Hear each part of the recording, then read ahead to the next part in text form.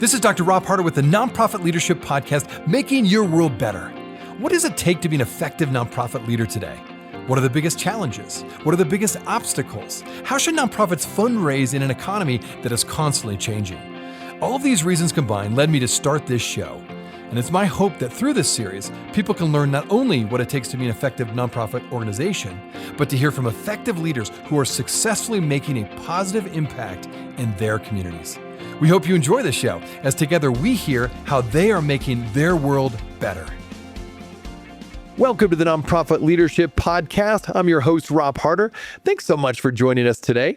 Today, we're going to be discussing an urgent issue that's actually been growing for quite some time, but after COVID, it just grew exponentially. And that urgent issue facing leaders today is the buy-in crisis.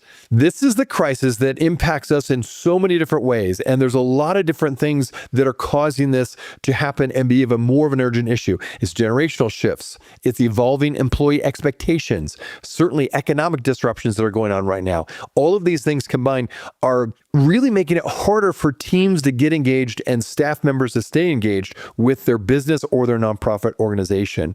And the author of the book, The Buy-in Advantage, is my guest today. His name is Dave Garrison. He's a business strategist, leadership coach, and he's author, of course, of this book called The Buy-in Advantage: Why Employees Stop Caring and How Great Leaders Inspire Everyone to Give Their All. Dave does all kinds of work with nonprofits as well, and he does really have a global perspective. He's helped thousands of leaders re-engage with their workforce with practical and sustainable solutions.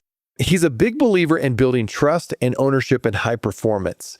And so what we're going to talk about today is, number one, what is this buy-in problem?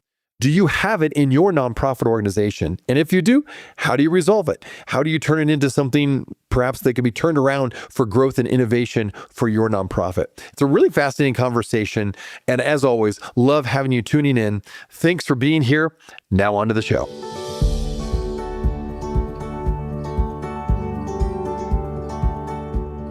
This podcast is sponsored by DonorBox. DonorBox, helping you help others with the best donation forms in the business.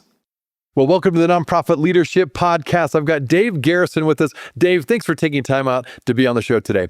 Rob, thanks for having me. Absolutely. No, I'm excited about this conversation because you do so much. You do work in the business world, but you're also involved in the nonprofit sector. And it's all about leadership and leading your team well. And so maybe to start with, you've got a new book coming out, which I'm going to talk about here in a bit. And of course, you're going to share. But let's talk about what people call the buy-in problem, because I know that's what your book focuses on. So let's start with that. Perhaps you can give some context for my listeners. What is the buy-in problem, first of all, and why has the buy-in crisis among employees become so urgent and even widespread now in 2025 compared to, say, previous years? Yeah, it's a great question. So let's first of all just give you a really graphic example of the buy-in crisis.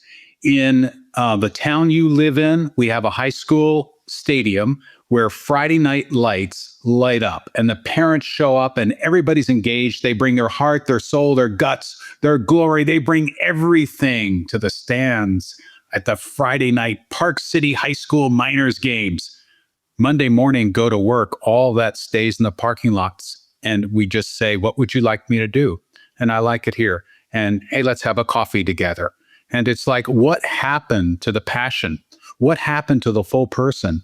You know, our bodies are actually wired with three brains. We have the brain in our head that we're taught about. We have the brain in our heart and we have the brain in our gut. What would it be like if people brought Friday Night Lights passion to the workplace every day? Profit, nonprofit, it doesn't matter. That's what the buy-in advantage looks like. However, the crisis is that for the last 30 years, the Gallup data shows that people show up at work and on a net basis, only about a third of the people are really bought in. The rest are showing up. And it doesn't mean they're not polite, doesn't mean they're not happy. They might appreciate you put in a ping pong table or you do Friday lunches for free. That's all wonderful, but it has nothing to do with buy-in. What accelerated the buy-in crisis was COVID. When people worked from home, when they had more time to think about the role of work, they said, you know what? There's got to be more to it for me, because my life is short and we're seeing a lot of change in the world and people didn't have to drive to work. And they said, well, what am I doing this for? So shift number one was the COVID reconsideration. Shift number 2 is generational. So I heard as recently as today, well, this younger generation. Well, they said that about us too. So get over it. What's important to this generation is having an impact and aligning with a sense of purpose with people they want to be with. 3 dimensions. Sense of purpose, easy for most of our nonprofits, easy because we're purpose driven. However, having a sense of impact takes different leadership skills. And then creating a community where people really enjoy being with each other takes leadership skills as well that we've never been taught. We've never seen them. So how are we supposed to, out of thin air, start employing skills? We don't know what they are. So the book, The Buy-in Advantage, is really about giving leaders those tools so they can DIY buy-in. Yeah, I like that. And it's so interesting, isn't it? Post-COVID now, the realities hit every sector, nonprofit, for-profit, et cetera. So let's talk about how do leaders in nonprofits know if they're having a buy-in problem? So if that's number 1, diagnosis here. And then secondly, what are some of the hidden costs that might not appear on their financial statements that show they're not bought in terms of their staff? Yeah, we have 7 different warning signs. Let me give you an example of a couple of them. Meetings start late, run over, and wander. Those are 3 warnings. Those are 3. That's only 1 warning sign, but it's all about meetings. Another is people are continually leaving for a quote unquote better job, where better job is a code for I don't like it here. And it's an indication you have an issue. There are other warning signs that include losing major donors. So in the nonprofit world, that's a warning sign. And you can say, well, that's because they fill in the blank. But those are 3 kinds of warning signs of things are not going our way and we should be paying attention. We may have a buy-in problem.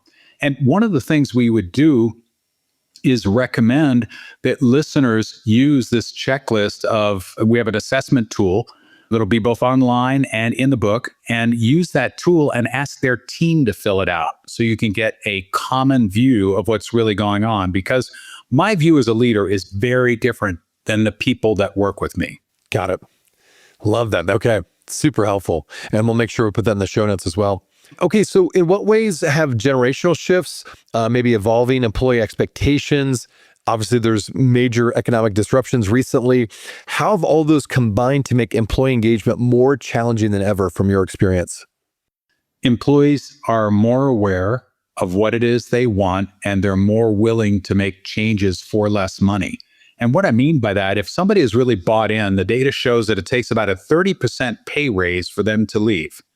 And yet, what we have conditioned ourselves to believe as leaders is people change jobs for money. And it's all about money. And it's actually not all about money. People will leave for less money if they believe that the purpose is more aligned and their ability to have an impact is greater at another joint.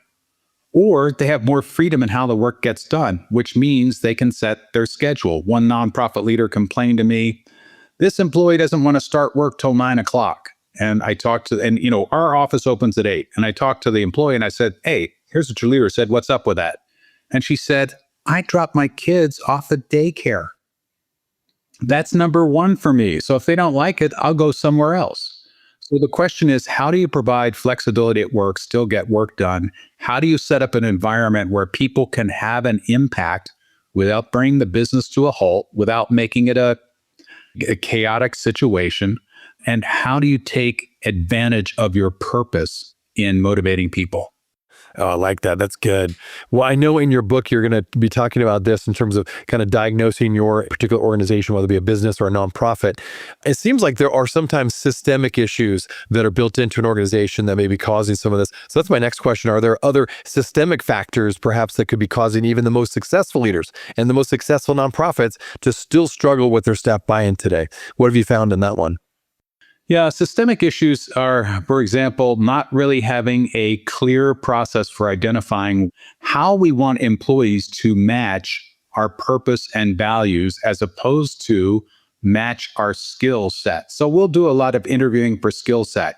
Oh, they've done bookkeeping for 5 years, so they're going to be a good bookkeeper. The question to be asking in the interview process, and you'll get that person, but then there'll be turnover. So you create turnover by not having a system for clearly identifying the skills and the attitudes of the people you want to hire, number one.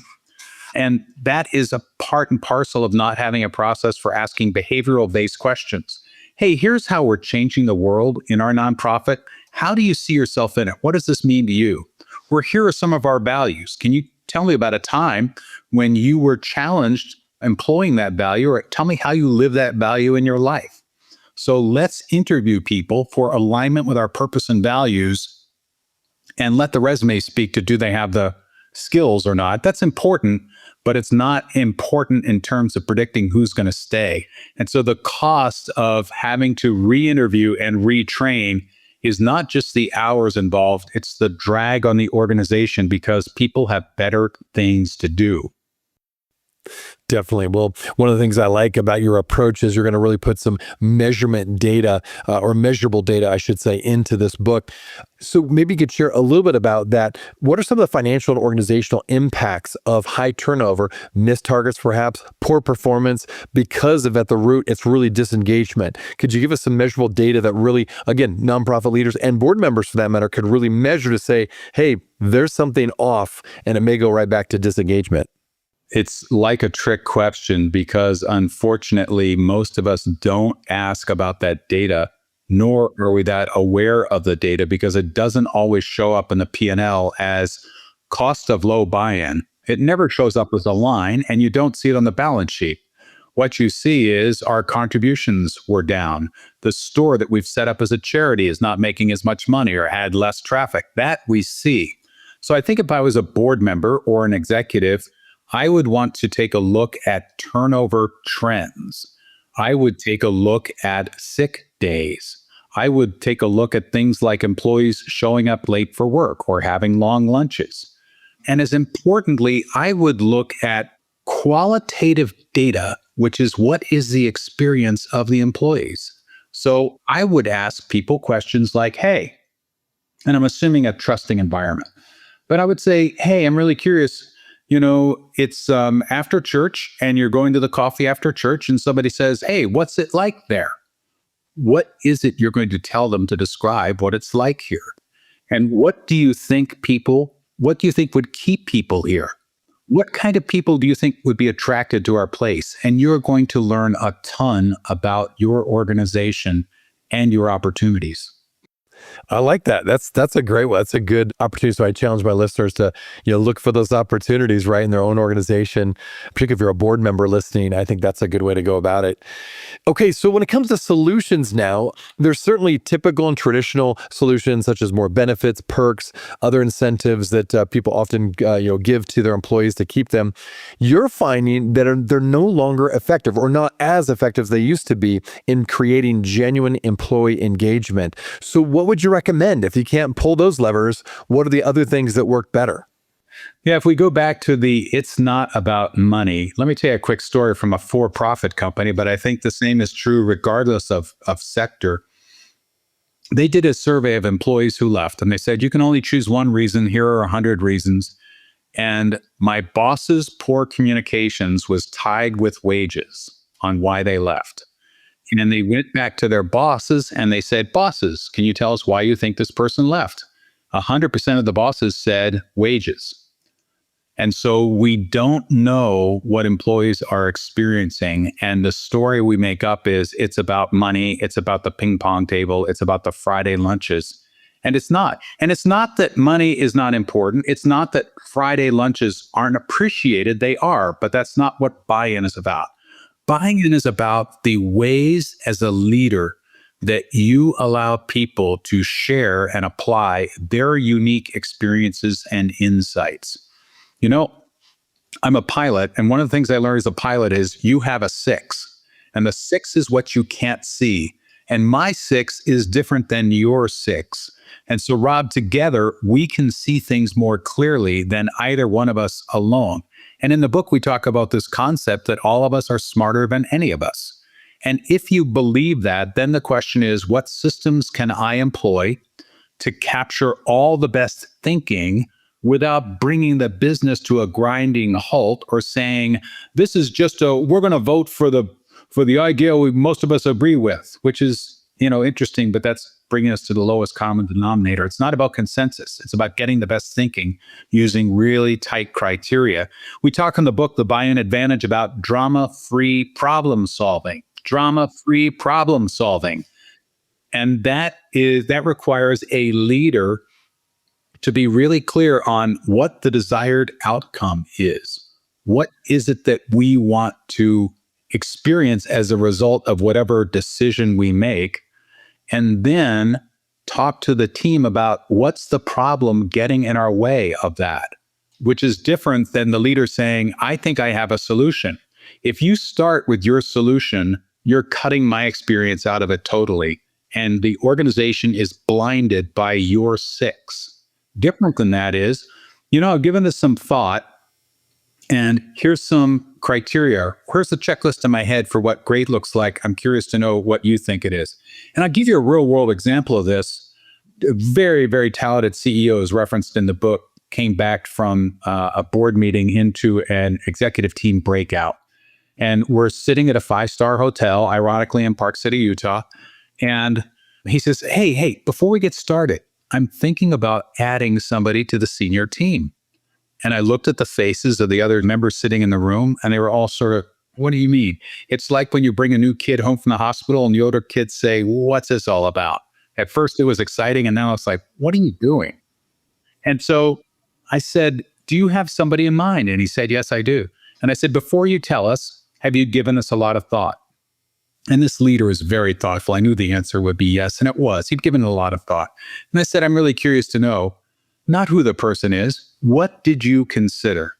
And he said, here's what I considered. People who work hard, people who think differently than the people on our team today, people who are respected in the organization.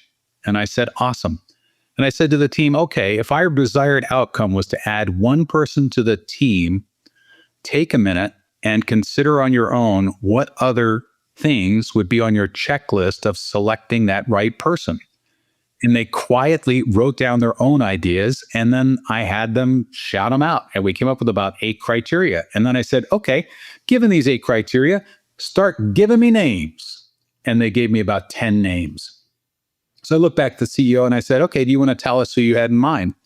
And he said, no, I want to give it some more thought, because he had the benefit of additional criteria from his team. So all of us smarter than any of us, and he had the maturity and the wisdom not to have the need to convince his team that he was right. That's a great example, actually. That's really, really helpful. We'll be right back. Are you looking for an easy and effective way to boost your nonprofit's donations? Well, look no further than DonorBox, the online fundraising platform that streamlines your fundraising efforts, maximizes donations, and simplifies giving for your supporters. With DonorBox, you can create beautiful donation forms, accept digital wallet payments, track donations, and send auto receipts. And the best part? There are no setup or monthly fees and no long-term contracts required. So what are you waiting for? Visit donorbox.org today to get started. That is www.donorbox.org.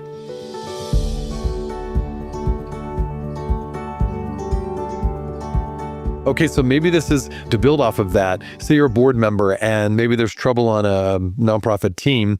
The executive director or CEO doesn't see it, is not getting this feedback that you're talking about, doesn't maybe they believe on paper about, we're smarter as all of us versus just one of us. What would a board member do? How would a board member, be able to manage a situation like that with an executive director that perhaps has some blind spots and is not helping, the team really move forward? Rob, I smile because I've been on the board and I've encountered those situations. And what I could tell you not to do is to tell the executive director, we've got a problem and you need to do something about it. That's not the way we're going to really address this issue. Instead, it's to say, I'm really curious to know, in a one-on-one, to say with the executive director, I'm really curious to know, what do you look for that indicates to you that we have a healthy team? So ask the executive director, in effect, what is on your checklist? And I'm going to say, if the executive director does not agree with your initial assessment, they have an unhealthy team, they're using different criteria. It doesn't mean they're right, you're right, or anybody's right. So what you do is validate their criteria. And then as a board member, say, would you be willing to consider some additional criteria? And discuss your additional criteria, and then ask the executive director to think about it and have a follow-up conversation so they can consider it. And the other thing is, as painful as it is, just for financial reasons and ego reasons, bring in an outside resource, because you do not want to be in the position of being a board fix-it person, because you're going to be less effective in providing leadership and input to the executive director. That's wise. No, that's a great idea, great suggestion. I think that's wonderful. And obviously, you do that work exactly. So you've done that many times. Okay, for my Call list, Dr. Rod. Call Dr. Rod. I don't know about that. We both. You can call both of us, right? All right. So for my listeners, how can leaders turn the challenge of high staff turnover into opportunities for growth and innovation?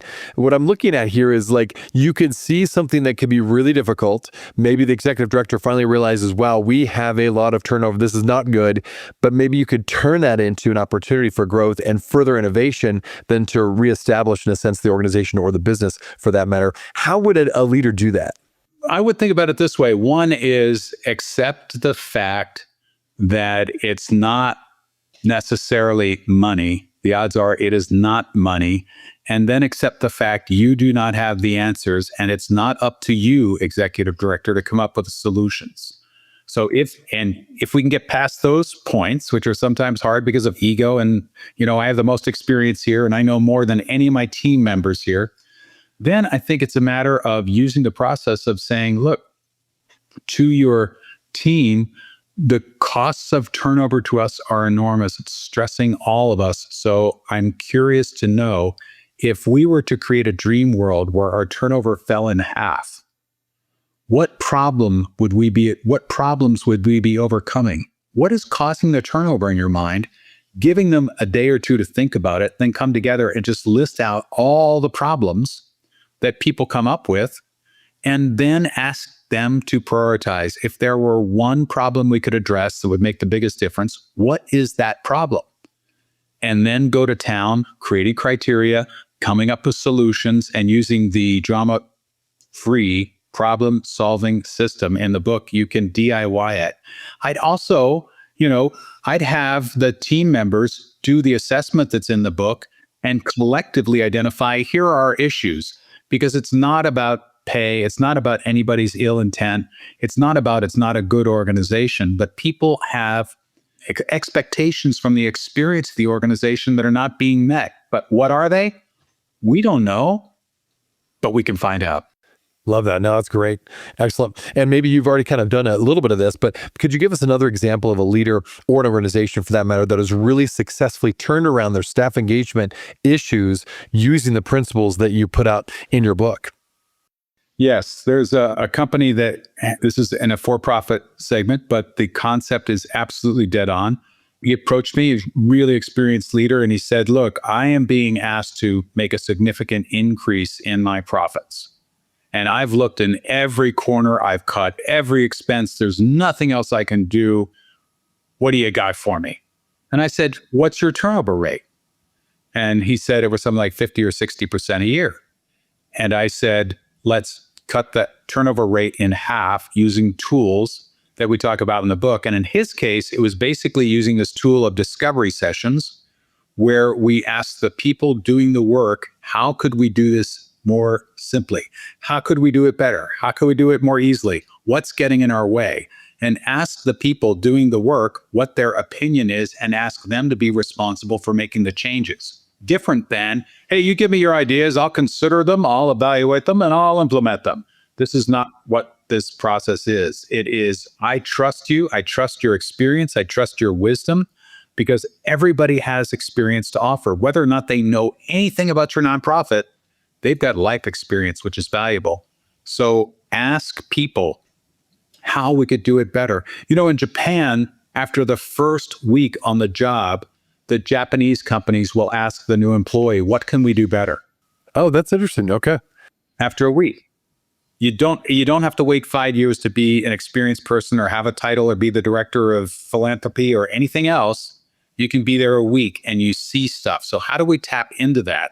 And so addressing the turnover issue is really addressing the buy-in issue, addressing the buy-in issue is recognizing people want to have impact. They want to contribute. They want to be heard, and it costs the nonprofit nothing. That's good. Well, I like that. That's great. Well, okay, let's get to your book. We've referenced your book many times. Maybe talk quickly. How did you go about deciding to write on this topic itself? What prompted you to write the book that you did? Yeah, great question. The long answer is it's been 8 years in the making, and I wrote something that I thought was a masterpiece. It was the best book ever written a couple of years ago. And my coach, everybody needs a coach. My coach said, it's a really good book, and it's about 5 books in one. Let's pull it from the publisher and let's rewrite one book. And what we realized was during COVID was accelerating this buy-in issue that had been around for a couple of decades.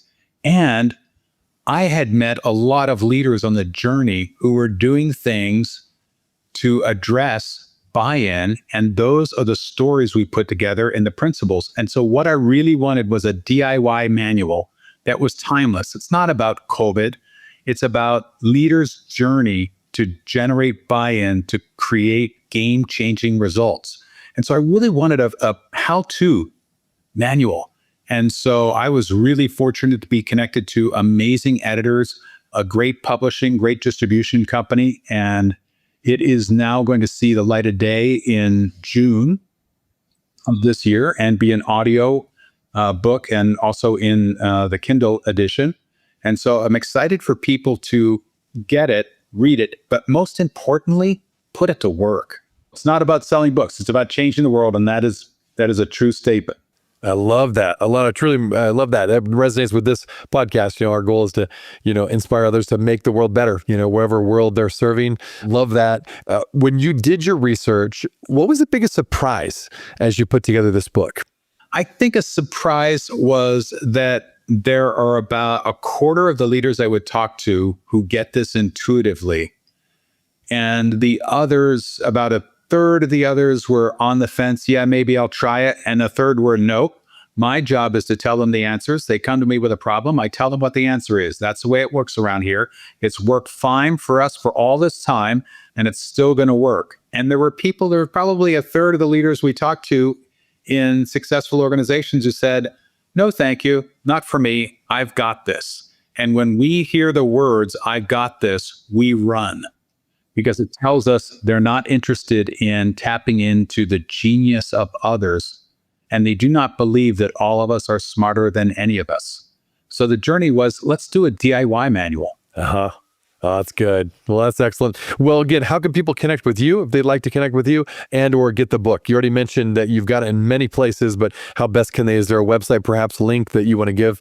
People can check it out. Yeah, they can go to www.buyinbook.com, and they can download a sample chapter, and they can learn more about the book and where to get the book. You can connect with myself and, importantly, my team who makes the magic happen at www.garrisongrowth, Garrison, growth, growth.com. And we love to hear stories of success. Please share stories of success. We'd love to hear about that. We love to see people change and achieve potential they didn't think was possible. That's the jam. Yeah, love that. And I know you're active on LinkedIn. I know we've recently become friends, so that's another spot they can look for you is LinkedIn. I know that's found a lot of people have done that when it comes to business work. So, well, Dave, thanks so much. Again, thanks for writing the book. Thanks for sharing your insights on the podcast, and thanks for all you're doing to really make organizations and leaders better. Thanks for having me, and please take the first step to generating buy-in. Hey, friends. Well, I wanted you to know that this podcast can be found on iTunes, Spotify, Amazon, Google Podcasts, and wherever you listen to other podcasts. I also want to encourage you to like, subscribe, and share this podcast with others. This will actually help us get this great content out to more nonprofit leaders just like you. You can also join the Nonprofit Leadership Podcast community.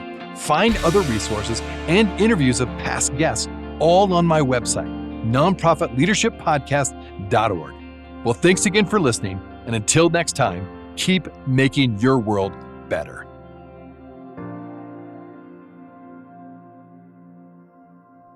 This podcast is sponsored by DonorBox. DonorBox, helping you help others with the best donation forms in the business.